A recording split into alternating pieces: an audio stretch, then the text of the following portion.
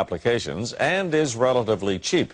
But as CTV's medical specialist Avis Favreau explains, redeveloping the drug may not fit into the business plans of the big pharmaceutical companies. The tumor, the 3D Dr. Evangelos Michelakis has given cancer researchers a brand new lead with an old drug, a cheap, inexpensive powder that costs just pennies a dose. You typically get this eureka kind of feeling, and it's actually the most exciting thing scientists can get. The drug, called DCA in short, has been used for decades in humans with some rare inherited diseases. When he added it to the water of mice and rats given human cancers, the results surprised him. And has this big tumor growing in his back. So you can see that even after 3 weeks there is a significant or 70% decrease in tumor size. It shrunk brain, breast and lung tumors in the animals in a matter of weeks, and the drug had no side effects, confirmed by tests of DCA in humans for other diseases. This kind of results, to my mind, are as good as it gets.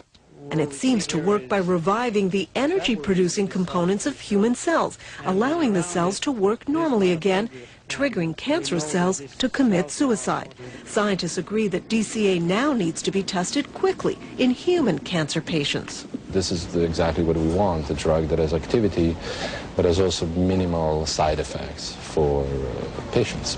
But there's a problem. DCA isn't owned by any pharmaceutical company. There's no patent on it.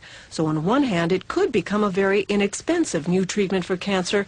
On the other, drug companies won't be interested in funding studies for a drug that won't make them a profit. This is a difficult question because typically, there are market considerations. So now Dr. Michelakis has to find someone who will pay for the next round of testing. We hope that we can attract the interest of universities here in Canada and in the United States. And he doesn't want to let the medical dream of a cheap, effective anti-cancer drug disappear just because it might not make someone a lot of money. It costs, some say, about $100 million to get a new drug through all the phases of testing onto the market.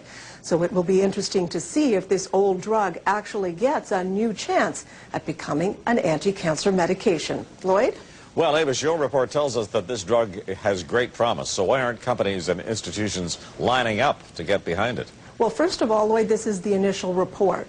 Secondly, because the drug isn't patented, it's an old drug, if someone invests in researching it, they're not going to make a profit because anyone can make it. So we'll have to see. There are some agencies, public agencies, government agencies that may give it funding, but that's still a question that will have to be answered. But unless big pharmaceutical companies are behind these things, they may go nowhere, is that it? Well, actually, Lloyd, I've had 2 other stories where drugs have shown great promise in the preclinical phase, and because they were orphan drugs and no one picked up, nobody could get the patent on it, they've gone nowhere. So I will be keeping an eye on this one. Thank you very much, Avis.